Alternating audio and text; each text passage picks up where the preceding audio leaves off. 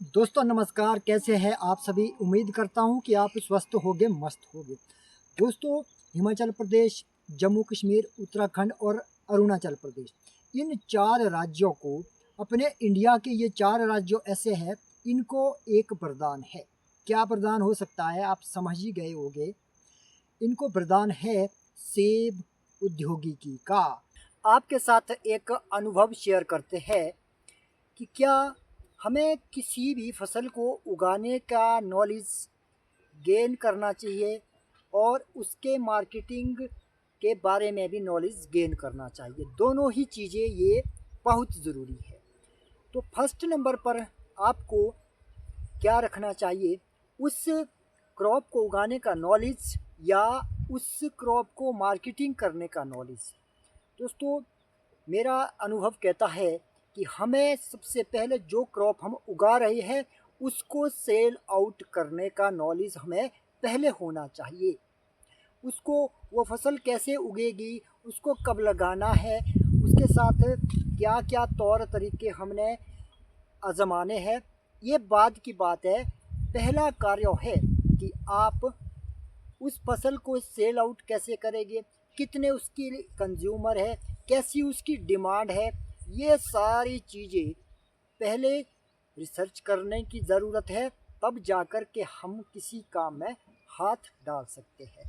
जो चीज़ें आपको अच्छी लग रही है, हो सकता है आपके कंज्यूमर को वो चीज़ें नहीं भाती होगी, उसकी मार्केट है ही नहीं।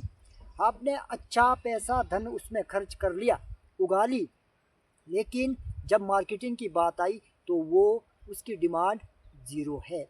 तो आप क्या करेंगे? तो आप पहले ये पता कीजिए किस चीज़ की कितनी डिमांड है, वही इस धरती माता में उगाइए। इस धरती माता के ऊपर, इस मिट्टी में हर कोई चीज़ हम उगा सकते हैं यदि आप प्राकृतिक खेती करते हो। दोस्तों, ठीक वैसे ही हमने अपने ऑर्चर्ड के लिए दो फसलों का चयन किया है, जो शेड लविंग है और उसकी जो डिमांड है, जो उसकी मार्केट है, एकदम इम्पोर्टेंट है, फर्स्ट नंबर पर है। ये दोनों ही फसलें हर किचन का ज़रूरी सामान है। जी हाँ दोस्तों, मैं बात कर रहा हूँ अदरक और हल्दी की। ये इतने इम्पोर्टेंट चीज़ें हैं कि हर किचन में आपको आवश्यक तौर पर यह मिलने वाली है। तो क्यों ना इसको अपने ऑर्चर्ड में भी प्रमोट किया जाए। दोस्तों, ये दोनों ही फसलें ऐसी है कि ये शेड लविंग क्रॉप्स है। इन फसलों को छांव पसंद की, इसीलिए ये आपके ऑर्चर्ड में धमाल मचाने वाली है। तो आप इन दो फसलों का चयन आवश्यक तौर पर कीजिएगा। दोस्तों, ये है अदरक, इंग्लिश में इसका नाम है जिंजर और हम इसको अदरक बोलते हैं। यह हर रसोई का बिल्कुल आवश्यक तौर पर ज़रूरी सामान है। ये यहाँ हमारे 5500 फीट की हाइट है, यहाँ पर अच्छे से परफॉर्म कर रहा है। ये बिल्कुल ट्रायल एंड टेस्टेड हो चुका है। हमने इसको पिछली बारी भी लगाया था, अच्छी इसने पैदावार दी, और इस बारी भी हमने 15 मई को हमने यहाँ पर रोपित किया। तो अभी आप देख सकते हैं ये वाला, ये आप एक गांठ यहाँ पर हमने रखी थी और अभी तक इसने 7 गांठें बना ली है। एक आध गांठ अभी और भी बन सकती है, क्योंकि अभी तो पूरा का पूरा सितंबर बना हुआ है इसको ग्रो करने के लिए। अभी भी अच्छे से ग्रो कर रहा है। बात की जाए इसकी कि ये हाइट कितनी लेता है, लगभग ये 2 से 2.5 फीट तक की हाइट में ही ये अपना गुजारा कर लेता है, इससे ज़्यादा ये नहीं बढ़ता है। इसको छांव पसंद है। और अब बात करते हैं इसकी मार्केट वैल्यू की। क्या इसकी मार्केट वैल्यू है? दोस्तों, आपका कंज्यूमर जितनी मात्रा में मांगता है, जितनी उसको नीड रहेगी, जितनी आवश्यकता कंज्यूमर को रहेगी, उतना ही आप निकालिएगा और उसको दे दीजिएगा। जितना शेष स्टॉक आपके पास बचता है, इसको आप रखा रहने दीजिएगा, ये खराब नहीं होता। आप फिर इसको बीज के टाइम में आप इसको हार्वेस्ट कीजिएगा, और अन्यों किसानों को बीज के वक्त इसकी डिमांड रहती है, इसको आप बीज के वक्त भी बेच सकते हैं। यदि आपके पास फिर शेष बचता है तो इसको आप रखा रहने दीजिएगा, ये और यहाँ पर मल्टीप्लाई होगा।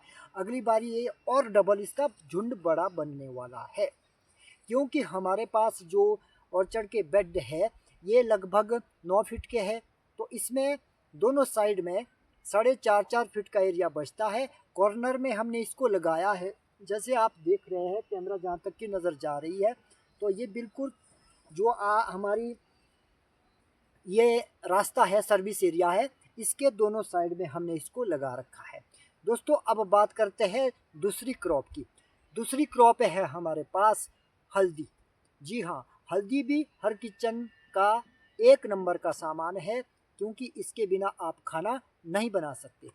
तो हल्दी भी शेड लविंग क्रॉप है, इसको भी हमने चयन किया और इसकी ट्रायल तौर पर हमने ऑर्चर्ड में लगाया, एकदम अच्छे से परफॉर्म कर रही है। यो इस रो के दूसरी साइड में लगी हुई है, तो हल्दी एकदम अच्छे से परफॉर्म कर रही है। यह भी, इसकी भी जो स्ट्रेटजी है मार्केटिंग की वो भी सेम है। ग्राहक जितने मात्रा में मांगता है उतना ही आप उसको हार्वेस्ट कीजिएगा, शेष जो बचता है उसको आप ज्यों का त्यों रहने दीजिए, उसको आप बीज के लिए सेल आउट कीजिएगा, और बाकी जो शेष बचता है उसको आप ज्यों का त्यों रखेंगे और ये वहाँ पर और मल्टीप्लाई होगा।